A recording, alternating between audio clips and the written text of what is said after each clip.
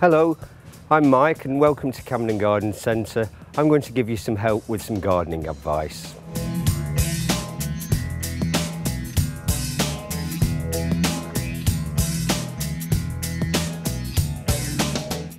What you need for this are plant labels and a pencil, a proprietary seed compost, and here I'm using John Innes seed compost.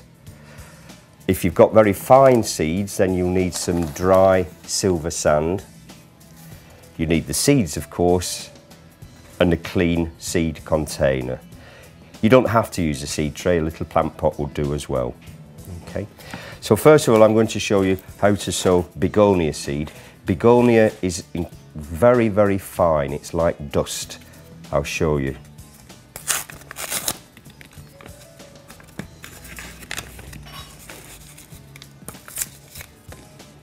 And it comes in a little sealed container to keep the moisture out. And within that, a little plastic vial. And that's all the seeds you get. And what I'll be doing in a minute is mixing that with some silver sand because it's far too fine to evenly sow by hand. By mixing it with some sand, you'll be able to distribute the seeds more easily. Now the first thing to do is to write your label, and generally what people do is put the name of the plant and the sowing date. So this is a begonia, and it's a cultivar of begonia called Tomfoolery mixed.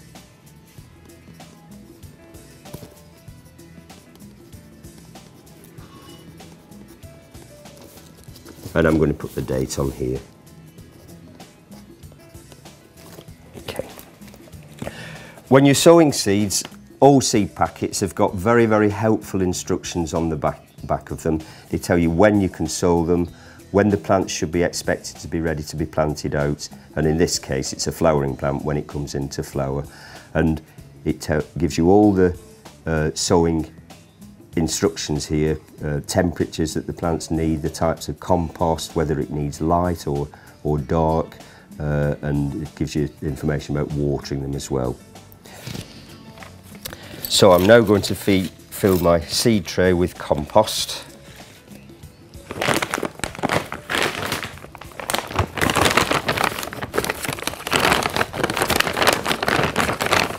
And it's important to use a seed compost because these composts are clean.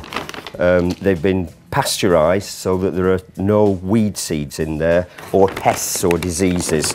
If you were to try and use soil from your garden, I'm afraid you'll be importing a lot of weed seeds and pests and diseases, and also the texture of the compost wouldn't be sufficient for sowing seeds. It would probably set like concrete, whereas these composts have been specially devised to have a good texture. Now I'm just going to flatten that down.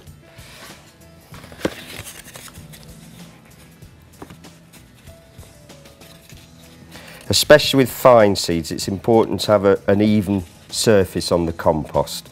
If you've got an uneven surface, then the seeds will germinate at different rates.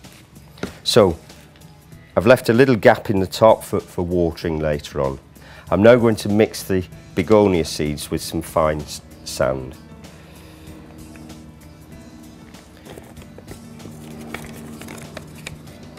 And just pour the seeds back into here. So you don't get a lot. And now some sand, just a little trickle. And now mix that up.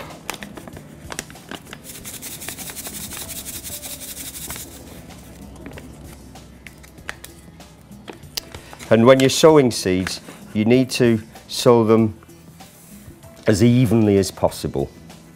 Okay. So I like to put the seeds in my hand like this, and put your hand very near to the surface of the seed tray, and then we just tap it and you'll see, and I'm moving my hand over the seed tray all the time.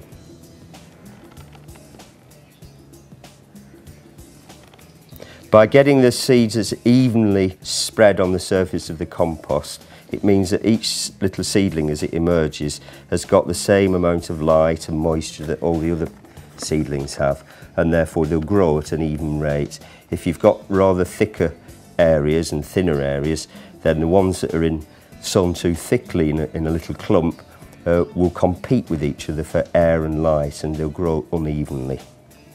It's important as well not to oversow, because if you put too many seeds in, there are fungal diseases called damping off diseases which attack young seedlings, and often the seed houses that supply the seeds put an abundance of seeds in their seed packets, and you don't necessarily want to use all of them. So just sow as many seeds as you need to, and the best place to put unused seeds is in the refrigerator, not in the freezer, but wrap them up and put them in a little plastic seal container, and you can save the seeds till next year.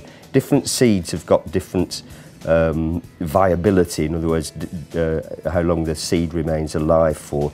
Some seed remains alive for 2 or 3 years. Some seeds remain alive for many, many years. Now remember, the bulk of what I'm sowing now is sand, and the tiny little dust-like begonia seeds are distributed in that sand.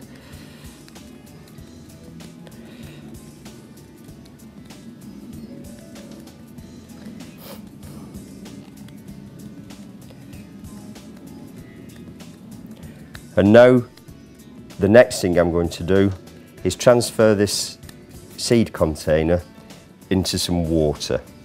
So I'll just bring that water here.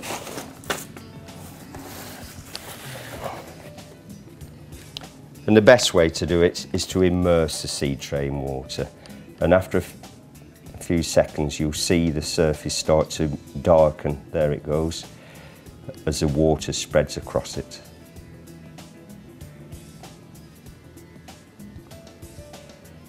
If you water from overhead, there's a danger that you'll wash the seedlings all to one side of the seed tray. By watering from below, you get a much more efficient cover. Now, this seed packet says that do not cover the seed as it requires light to germinate. So I'm not going to cover those little seedlings. I'm going to leave them like that, and I'll wait for the little seedlings to emerge. Now, because the seed's directly on the surface, it's very important to keep that surface moist, and the best way to do that is to use a little mister and spray the surface, and then I'll wait for the seedlings to germinate. So there's my label, and that's it. Sowing seeds in containers.